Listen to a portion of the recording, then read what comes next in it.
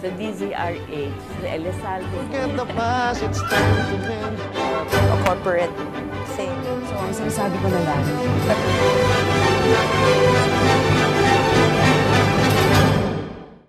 Isang mapayapang hapon Pilipinas, narito ang inyong balerina ng bayan, si Lisa Macuja, na bumabati sa lahat ng nakikinig sa DZRH at sa lahat ng nanonood ng RHTV, lalong-lalo na sa ating mga kasamahang alagad ng sining at kultura sa buong bansa. Sa hapong ito, pagtutuunan natin ng pansin ang isang museo na itinalaga upang maging sentro ng pananaliksik at repositoryo ng mga alaala tungkol sa buhay at kasaysayan ng mga Chinoy o Chinese Filipinos.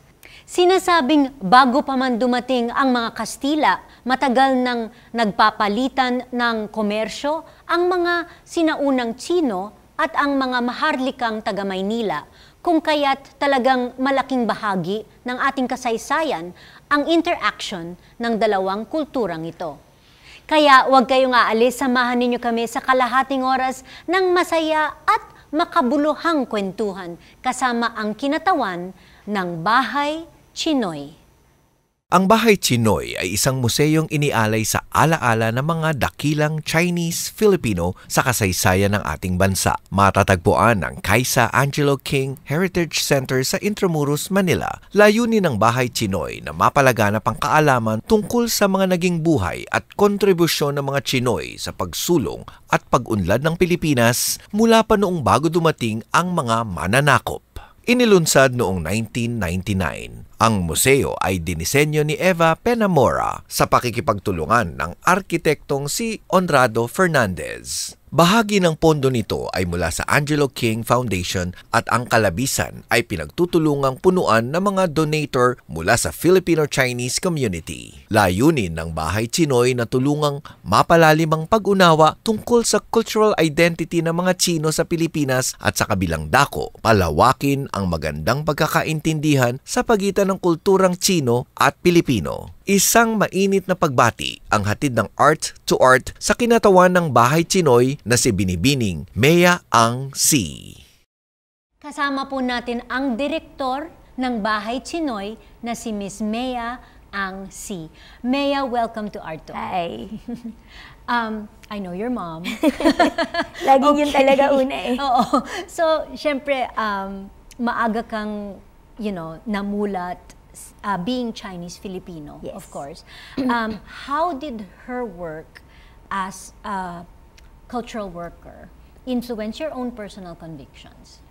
Yung pinakamaaga is about understanding yung pag-unawa kung saan nanggagaling yung punto de vista nung kausap mo.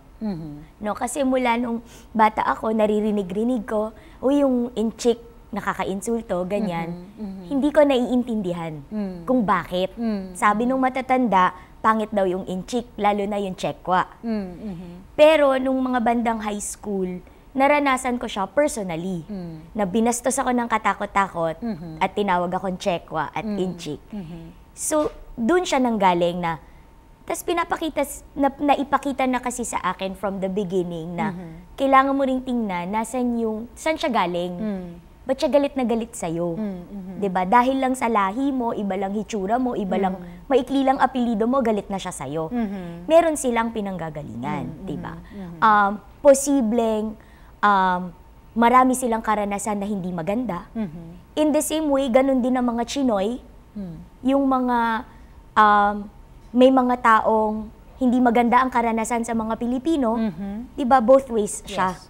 So, ang laking bagay nun na hanggang ngayon, dala-dala ko yon na kasama yun sa trabaho ng Bahay Chinoy. Yung magparating ng pangunawa. Diba? Para alam natin saan tayo nanggagaling at sino talaga tayo.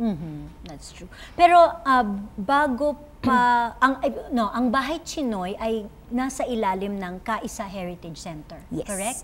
Okay. Kaya bago natin pag-usapan ng museum, first tell us more about Kaisa Heritage Center.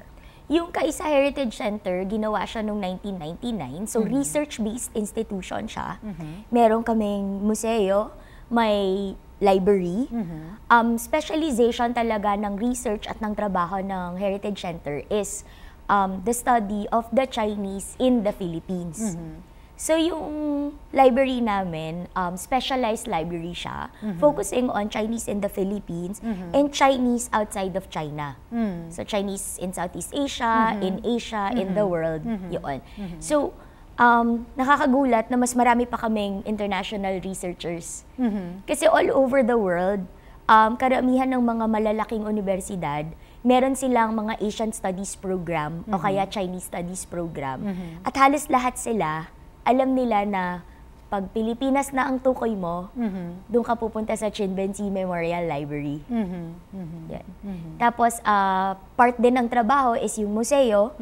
And then, bahagi ng trabaho ng sentro is yung pagsasaliksik at saka pag-present ng mga papers, ng mga studies. Okay. Kasi kahit nasabihin mong luma ang kasaysayan, luma daw eh, maraming interpretasyon. Tapos, kapag may nakukuha kang mga bagong information, bagong litaw na impormasyon, para siyang puzzle na dati kalahati pa lang siya, tas madadagdagan mo. Medyo matagal, tas 5 years later, madadagdagan mo pa ng isang piraso. So, nabubuo yung kwento. Yun. So, yun yung trabaho ng Kaisa Heritage Center. Okay. Gaya ng sinabi kanina sa introduction, bago pa dumating ang Kastila, meron ng pagpapalitan ng komersyo at kultura sa pagitan ng mga Tsino at mga Pilipino. Yes. Pagkatapos ng daan-daang taon, bakit hanggang ngayon ay issue pa rin ang cultural integration ng mga Chinoy sa mainstream community? Marami kasi hanggang ngayon yung hindi pagkakaunawaan. Minsan, hindi naman sinasadya. Minsan, talagang sarado lang ang isipan ng mga ibang tao. So, nariyan pa rin yung pangangailangan na awareness, di ba? Na sa bawat hakbang ng kasaysayan ng Pilipinas, may karanasan dyan, dati yung mga Chino, yung mga nakikikalakal sa atin, at saka yung mga migrante, at ngayon kaming mga Chinoy. Nariyan yung gusto namin maipaunawa sa publiko na hindi kami foreigner. Hindi kami foreigner. Maikli lang apelido namin, pero hindi po kami foreigner, promise. So yung mga sa usapin ng yung sa South China Sea, may mababalitaan ka dyan na umalis na kayo ng Pilipinas, mga ganyan. Parang tanong ko dyan, saan mo kami papupuntahin? Diba? Dito kami pinanganak, dito kami namulat, Pilipino kami. Saan mo kami itatapon kung paaalisin kami ng Pilipinas, diba? So, nariyan yung hindi pag-unawa na ang Chinoy ay bahagi ng Pilipinas, na hindi mo siya pwedeng tanggalin, diba? Nariyan din yung, kung titingnan natin yung kaysaysayan na ang ganda-ganda ng ugnayang Chino at Katutubo. Hindi pa Pilipinas noon eh. Hindi pa Pilipinas noon, wala pa tayong pangalan. Ang ganda na ng ugnayan natin. So in a way, yung foreign forces, foreign occupiers, yung nagbigay daan ng paghihiwalay ng ugnayan na yon. Diba? Doon nagsimula siya. So, nung panahon ng Kastila, hiniwalay physically yung mga Chino. Nagsabi yung mga Kastila na, dito lang kayo, yung parian. So, pagdating mo ng barko, di ka pwedeng tumira kahit saan. Kung saan ka pinapunta ng Kastila, doon ka lang. So, nagkaroon ng separation. Pag magkahiwalay ang tirahan ng tao, hindi sila nagkakaintindihan. Diba? Nagkakaroon ng bangayan kasi hindi na nagkakaunawaan. Versus, kung magkapit-bahay kayo, mayat-maya nag-uusap kayo. Mayat-maya nagkakakilala kayo, di ba? Mas walang barrier. Panahon naman ng Amerikano, nagkaroon tayo ng medyo non-physical separation. Pero dahil sa batas ng mga Amerikano at that time, yung una doon is, ang mga Chino, hindi pwedeng magtrabaho except trading. At yung mga magmamigrate sa Pilipinas, kung hindi ka merchant or hindi ka anak ng merchant, hindi ka pwede pumunta dito. So, yun lang batas na yon, ang nangyari, yung mga Chino na nandito, sila lang yung business. Kasi yun lang yung pinapayagan ng mga Amerikano. nung panahon na may mga dumarating na architect, may dumarating na mga teacher, hindi sila pwedeng magtrabaho ng ganon. Alam mo yung Mamunlok? Siopaw Mami? Teacher siya. Teacher siya, pero hindi siya pwedeng magturo sa Pilipinas kasi Chino siya. So, kailangan niyang, ang pwede lang niyang gawin, magtinda-tinda. At nagkataon, marunong siyang magluto, o edi sige, nagtinda siya ng Mami. Diba? Pero guro siya. No? So, dun din, ito na naman, nagkaroon na naman tayo ng bigger gap. So, dati, racial lang. Tapos ngayon, naging economic. Yeah. Siyempre, kung siya yung ginawa mong business community, pasasaan pa ba siya kung hindi kumita? Diba? Bakit ang sipag-sipag nila? Kasi sila yung mga migrante, sila yung eksaktong OCW, Overseas Chinese Workers. Gaya ng mga OFW natin, na pag lumabas ng bansa, na parang halos mamatay sa trabaho, dahil kailangan buhayin yung pamilya sa Pilipinas, ganun din yung mga Chino. Pupunta sila dito, papakamatay sa trabaho kasi may binubuhay sa China. So parehong-pareho yung parehong-pareho yung situation. So yun yung reasons din na parang pag nare-realize natin itong mga ito, mas nagkakaroon tayo ng pangunawa na bakit ganito ang paghubog sa mga kabataang Chinoy. Okay. So yun ba ang layunin ng Bahay Chinoy at ng Kaisa Heritage Center? Yes. Para mas magkaroon ng pagkakaunawaan? Yes, na hindi kami iba. Diba? Okay. Lahat ng pinagdaanan ng Pilipinas, nandyan yung mga Chino at Chinoy. No? So, whether Filipino citizen na sila o hindi pa, pinagdaanan din nila yung masalimuot na kasaysayan ng Pilipinas. Okay. So, looking back to yung original na mission at vision ng Bahay Chinoy at ng Kaisa Heritage Center, malayo pa ba? Hindi masyado, hopefully. yung isang benchmark namin, yung paggamit ng salitang Chinoy, ano na siya, gamit na siya sa media. No? Yung organization, yung Kaisa para sa Kaunlaran, yung sister organization ng center, yung mga director niya, nag-meeting talaga sila ng 2 araw para pag-usapan anong salita ang pwede nating gamitin para ipalit sa Inchik at Chekwa. 1992 yan. Kami ang gumawa. Tapos, ngayon, gamit na siya. Kitang-kita siya doon sa mga news na ngayon, mas conscious na kasi yung mga manunulat tsaka sa mga media, sa radyo, sa TV, mas conscious na sila na yung paggamit ng uri ng tao. Diba?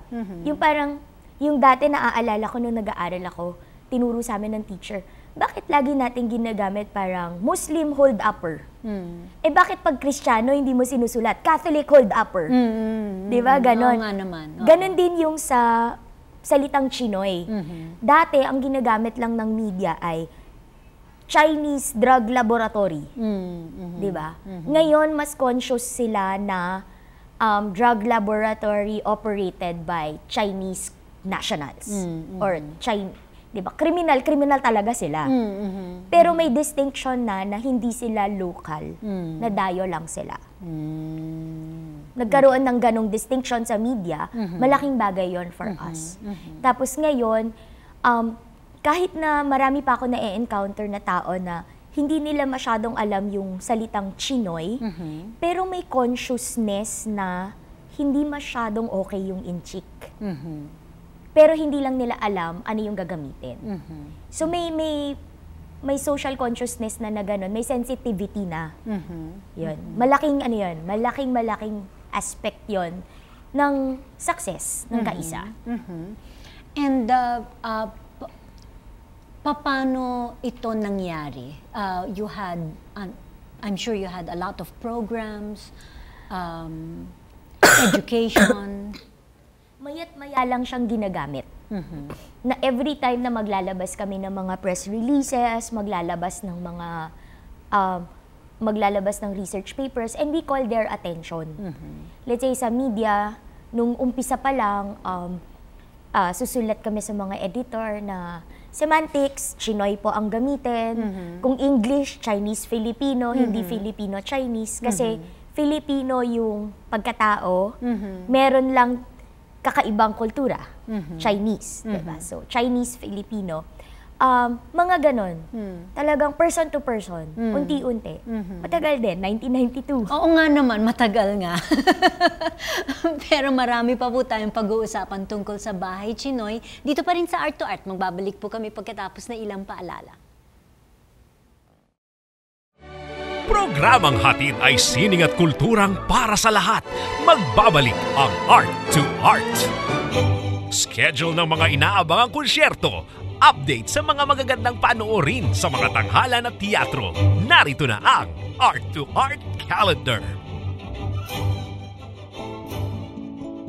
Narito ang ating arts calendar. Sa pelikula, patuloy ang libreng pagpapalabas ng mga pelikulang naging bahagi ng Cinemalaya Film Festival sa CCP Art House Cinema ng Cultural Center of the Philippines tuwing pangalawa at huling Huwebes ng bawat buwan. Nakatakdang ipalabas ang mga sumusunod: ang Pagdadalaga ni Maximo Oliveros at Quick Change sa October 29, Nino at Requiem November 26, at Jay at Sampaguita December 10. Ang CCP ay matatagpuan sa Rojas Boulevard, corner Pablo Ocampo Sr. Street, Pasay City. Para sa karagdagang detalye, tumawag sa CCP Media Arts 832-1125 Local 1704. Sa musika, gaganapin ang 2015 Festival Conference ng Asian Composers League na may temang Likha Likas, Reconfiguring Music, Nature, and Myth. Mula November 6 hanggang November 11 sa iba-ibang venues kabilang na ang Cultural Center of the Philippines, UP College of Music at College of St. Benilde. Tampok dito ang mga concerts, lectures, conference at workshops na nag-uugnay sa musika at kalikasan. Ang Asian Composers League ay isang international organization ng composers, music practitioners at music enthusiasts. Kabilang dito ang mga member nations tulad ng Philippines, Hong Kong, Singapore, Korea, Japan, Taiwan, Indonesia at Thailand. Para sa kumpletong detalye, mag-email sa asiancomposersleague.ph@gmail.com. Sa sining biswal, nagbukas noong October 22 ang Filling Up the Big Room exhibit ni Pam Yan Santos sa Art Informal, number 277 Connecticut Street, Green Hills East, Mandaluyong City. Binubuo ito ng mga paintings at installation na nagbabalik tanaw sa kabataan ni Yan Santos at sa bahay na kanyang kinalakihan. Makikita ang exhibit hanggang November 21. Usapang sining at kultura para sa lahat. Kasama ang balerina ng bayan, si Lisa Makuha. Art to Art.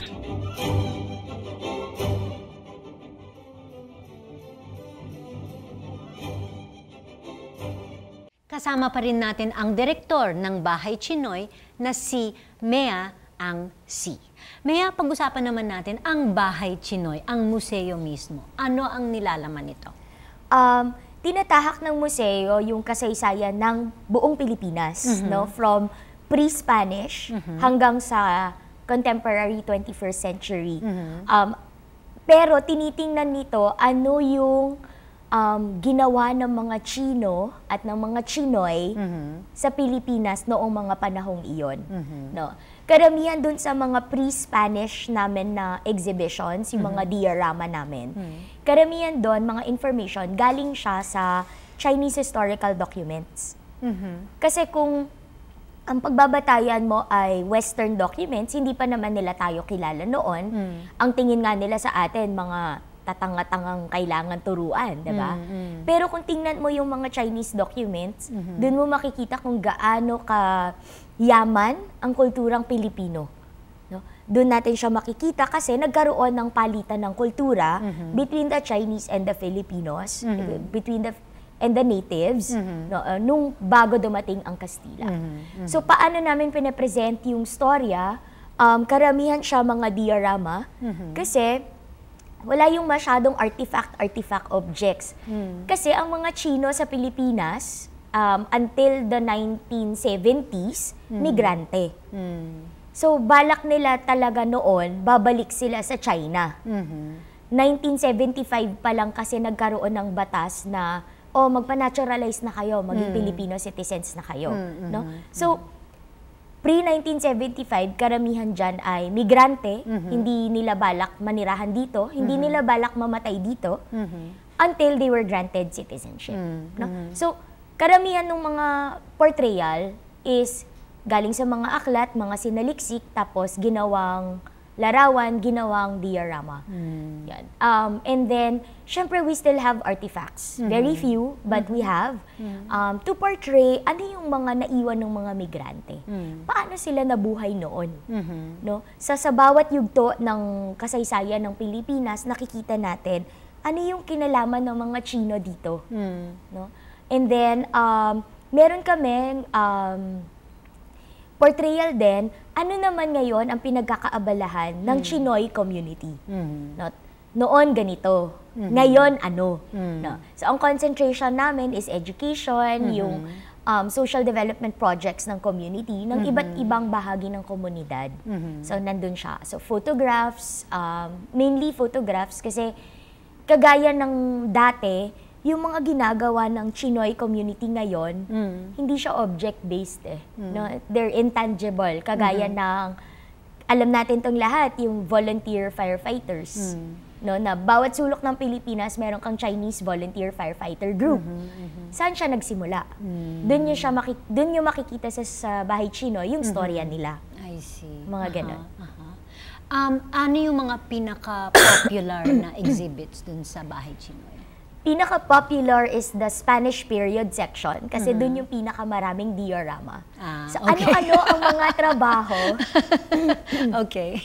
Ano-ano ang mga trabaho ng mga Chino noong dumating sila sa Pilipinas? Dito siya makikita. Alalahanin natin na yung mga dumating na migrante noon, panahon ng Kastila, no read, no write. So kung no read, no write sila, anong gagawin nila? 'Di ba? So dito nyo makikita ano yung trabaho nila that time, no? And then yung isa pang very popular, meron kaming hologram. So para siyang synthesis ng mula nung panahon ng Kastila hanggang sa panahon ngayon, kung paano nagbago yung pagkatao ng Chino hanggang sa naging Chinoy siya. Okay. And of course, sa mga nakikinig na gustong bumisita sa Bahay Chinoy, you're operating days, hours, may bayad ba para pumasok? Yes. May bayad po, 160 for students, 100 for adults. Tuesdays to Sundays, 1 o'clock to 5 o'clock. 1 o'clock ng hapon? Yes. Okay. Nire-reserve namin kasi yung umaga for yung malalaking field trip. Para pag pumunta ka ng hapon, hindi ka naman masyadong nababangga ng daan-daang bata. Okay. And ang mga nag-field trip dito ay mga... Karamihan po, students. Okay. So, kamusta naman ang naging pagtanggap ng publiko sa Bahay Chinoy? So far, okay naman. Kasi yung mga comments sa logbook namin, masarap yung pakiramdam kapag nababasa namin dun sa comments book yung parang, wow, ganun pala yun. Yun yung habol namin No, na marami kasi yung mga bisita, pag dumating naman yan sa isang museo, meron na silang mga iniisip, meron na silang mga perceptions, meron na silang mga assumptions. So, ang laking bagay for us pag nakikita namin sa logbook, sa comments na, wow, ganun pala yun. Akala ko kasi ganito No, yun yung goal. Na sana magkaroon ng pagbabago ng konti, 'di ba? Dala ng mas malalim na pangunawa sa mga Chinoy. Yan. So far so good. Wala pa namang umaatake sa amin. Okay. Based on the research and data gathering that has been done, how would you describe the evolution of the Chinese-Filipino community in the Philippines? Saan natin mararamdaman ang impact ng Chinoy presence sa ating bansa? Yung Chinoy presence kasi, bawat lingon mo may Jollibee. Bawat lingon mo may bangko na pag-aari ng Chinoy. May mall. So yung Chinoy presence, karamihan talaga is still in business. Ang pinaparating ng Bahay Chinoy is may mga punto sa kasaysayan kung bakit ganon ang nangyari. 'Di ba? At saka pinapakita rin natin sa Bahay Chinoy na hindi sila natulog, tapos pag ganyan gising nila, uy, mayaman na ako. Di ba? Kasi minsan meron tayong iniisip, wow, galing-galing naman nila. Pero kung babasahin mo yung mga storya ng buhay nila, ng mga Taipan, ng mga magagaling na Chinoy, 20, 30 years nilang tinrabaho yung mga produkto nila bago sila lumaki ng ganon. Diba? Na sana tayo din bilang Pilipino, yung publiko na gayahin natin sila. Diba? Huwag natin isipin yung one time, big time. Diba? Kaya minsan feeling ko kaya tayo nasa scam ng katakot-takot eh. Kasi medyo meron tayong sense na gusto ko ng one time, big time. Pero yung success talaga, igagapang mo eh. No? Ako, I'm second generation Chinoy. Pinagdaanan niya ng magulang ko eh. No? Third generation ako from my mother's side. So yung lolo ko, nasa isang gabi, 3 hours lang siya natutulog kasi siya yung boy. Siya yung boy sa restaurant, matutulog siya after niya maglinis ng restaurant. So mga alas 11:30 na. Gigising siya alas 3 kasi mamamalengke siya. So yung mga storyang ganon, common yan sa amin, sa mga Chinoy. Dala namin yan. Hindi kami pwedeng nakaupo lang sa bahay na walang ginagawa. Pag summer, dala nung pinanggalingan ng mga lolo namin, di kami pwedeng mag-summer vacation. In a way, no? Kasi sayang yung oras for them.